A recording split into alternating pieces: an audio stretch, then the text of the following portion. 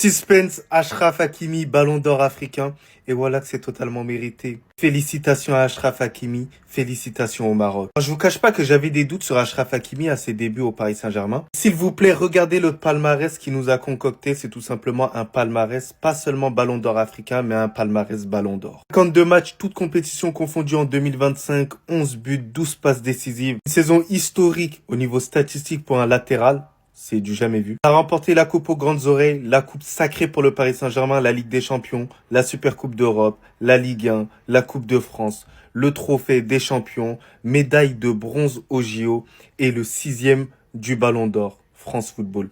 Alors personnellement, le Ballon d'Or France Football, il méritait d'arriver minimum en 2e position. En tout cas, c'est une saison tout simplement incroyable de sa part, aussi bien défensivement qu'offensivement. On espère qu'il sera présent pour la CAN. Certes, le Maroc qui joue dans la même poule que le Mali. On n'est jamais content pour un blessé, surtout un blessé aussi prestigieux que Achraf Hakimi, qui sera la plus grande star quand même de cette CAN. Je voulais mettre en lumière vraiment le football marocain qui a été extraordinaire cette année. Ils ont tout raflé.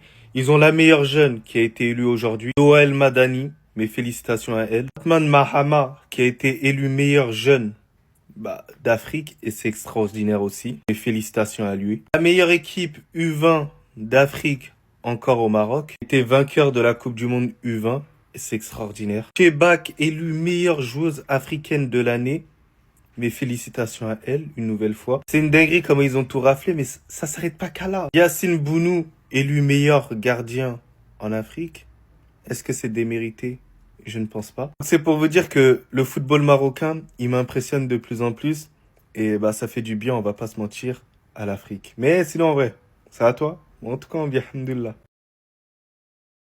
La cérémonie du Ballon d'Or africain vient de se terminer les amis et voici les résultats. On commence les amis par le trophée du meilleur entraîneur africain de l'année. Et c'est tout simplement Bubista, l'entraîneur du Cap-Vert. Ça fait énormément polémique parce qu'il y a beaucoup de personnes qui comprennent pas comment ça se fait que Regragui n'ait pas été nominé. Lui qui a remporté 18 matchs d'affilée sans perdre. Et même le coach des U20 du Maroc qui a remporté la Coupe du Monde U20. D'autant plus que son équipe a été élue meilleure sélection africaine de l'année. C'est pas logique. Le trophée du meilleur jeune joueur africain de l'année a été attribué à Othman Mama. Lui qui a d'ailleurs été élu meilleur joueur de la Coupe du Monde U20. Ensuite, le trophée du meilleur joueur interclub africain de l'année a été attribué à Fiston Mayele, le joueur congolais. Et franchement, j'ai vu ses stats de la saison, c'est totalement mérité. Il a terminé meilleur buteur de la Ligue des Champions africaine, vainqueur de la Ligue des Champions de la CAF et également vainqueur de la Super Coupe CAF. En 45 matchs, il a marqué 20 buts et 3 passes D. Ensuite, le prix du meilleur club africain de l'année a été attribué à Pyramide FC, le club égyptien. Le trophée du meilleur gardien africain de l'année a été attribué à monsieur Yacine Bounou, totalement mérité encore une fois. Lui qui a d'ailleurs débarqué à la cérémonie avec sa photocopie. Et pour terminer les amis, le meilleur joueur africain de l'année 2025 est tout simplement monsieur Achraf Hakimi.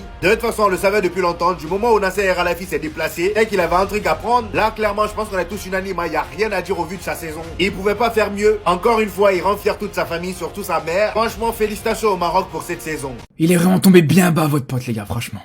Déjà que sportivement, il a toujours été en dessous de Messi, ça c'est sûr et certain, mais même humainement, il commence à devenir de plus en plus détestable. Même humainement, les gars, regardez qui il côtoie, les gars. Regardez qui il côtoie. Et le pire, c'est que c'est même pas comme si c'était organisé par son club ou quelque chose comme ça, voilà. Non, c'est de lui-même, les gars. De lui-même. Ça fait 1 mois qu'il est là. Ah, mon rêve, c'est de rencontrer Donald Trump. Ah, j'ai toujours rêvé de rencontrer Donald Trump. Regardez, les gars. Et il se retrouve dans une salle avec des Trump, des Elon Musk, des personnes qui sont, on va pas se mentir, les gars, pas fréquentables du tout. Comment tu peux en arriver là? Comment on peut en arriver là, les gars? Honnêtement, hein, j'ai jamais eu quelque chose vraiment contre la personne. J'ai jamais été fan du joueur, jamais été fan de Ronaldo par rapport à son style de jeu. J'ai toujours considéré, bien sûr, que son niveau était en dessous de Messi, mais en vrai, sa personne, l'humain, au-delà du fait qu'il avait une certaine arrogance, honnêtement, je me suis dit, ouais, ça doit être une bonne personne quand même. Mais en fait, même ça, les gars, je suis même pas sûr. Même ça, les gars. Encore une fois, les gars, quand je vous dis ton rêve, c'est de rencontrer Donald Trump, au bout d'un moment, il y a des questions à se poser, les frères. Oh les gars, Bellingham qui était à 2 doigts de mourir à cause de son épaule, les âges sensibles, partez de la vidéo. Regardez ce qu'il a dû subir les frères. Il a joué tous les matchs en ayant un truc comme ça à l'intérieur de son... Ils ont tout montré hein.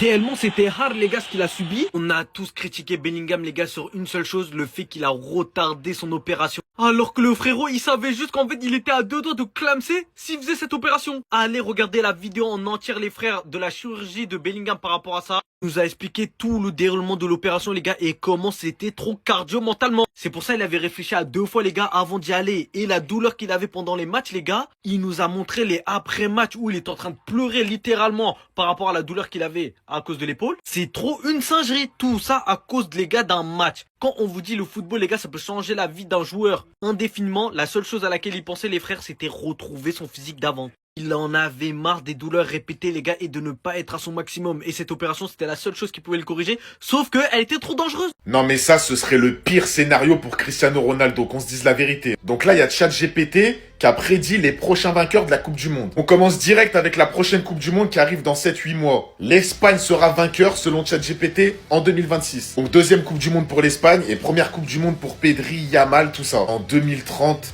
Portugal. Imaginez, Ronaldo, il perd en 2026. Il va prendre sa retraite entre-temps, en 2026-2027. Et là, le Portugal gagne sa première Coupe du Monde de l'histoire. CR7, il sera content pour eux, hein. Mais il aura pas de Coupe du Monde. Ce serait une dinguerie. Pour lui, personnellement et individuellement, ce serait le pire scénario, je vous jure. En 2034, enfin, l'Angleterre. On voit Jude Bellingham en train de célébrer. Bon, c'est un peu le meilleur joueur anglais sur les 2 dernières années, qu'on se dise la vérité. En vrai, l'Angleterre, quand on y pense, il y a un sacré potentiel, les gars. C'est juste que dans les gros matchs, ils disparaissent, c'est des fantômes, ils sont là, ils font n'importe quoi. Mais je pense que dans pas longtemps, ils vont quand même ramasser un titre. En 2038, boum, Rafinha, Vinicius, Estevao, bref, le Brésil. Le Brésil qui revient comeback, comme à l'ancienne. Franchement, le Brésil, ils ont une belle génération après à avoir, parce que 2038, c'est loin. Et en 2042, deuxième Coupe du Monde pour Yamal, l'Espagne. Dites-moi si pour vous c'est réaliste. Moi, pour moi, franchement, c'est assez réaliste. Hein. Mais après, bon, voilà, la vérité, ChatGPT, c'est autre chose. Commencez à prévenir Baldé. Ouais, ça drop direct. Ça drop direct. Bientôt en Ligue des Champions, il a un gros client en face de lui. Vous savez pas qui c'est? Estevao. Non, oui, je l'ai vu jouer. Vous avez raison, il est fort. Il est très fort même. Il est vraiment très fort. Ça peut être Pedro Neto aussi sur le couloir, mais on va se baser sur le fait qu'ils envoient leur Brésilien le plus méchant. Et je vous préviens, Baldé, ce match-là, il le rate. Je descends du train définitivement. Je descends du train. Oh, tu vas pas te faire malaxer par tous les ailiers du monde aussi. Toi, Jules, si jamais, je vous préviens les gars, moi aussi, je descends du train. Si jamais Jules Koundé se fait tabasser par Garnacho, ça, ce sera vraiment le truc de trop pour moi. Je vais péter un câble. Donc, Jules, mon frérot, si tu te sens pas bien, si tu sais que c'est compliqué, laisse Eric Garcia, je sais qu'il va gérer. Là c'est un match, Chelsea, c'est une équipe que je peux pas perdre. De toute ma vie, je peux pas perdre Chelsea. Le match, il me tend à un point, parce que moi, j'ai mes aventures avec Chelsea. Chelsea, c'est pas possible, et moi. Je sens que ce match, il dépend énormément des latéraux. Je préviens ici, vous l'aurez vu. Attention.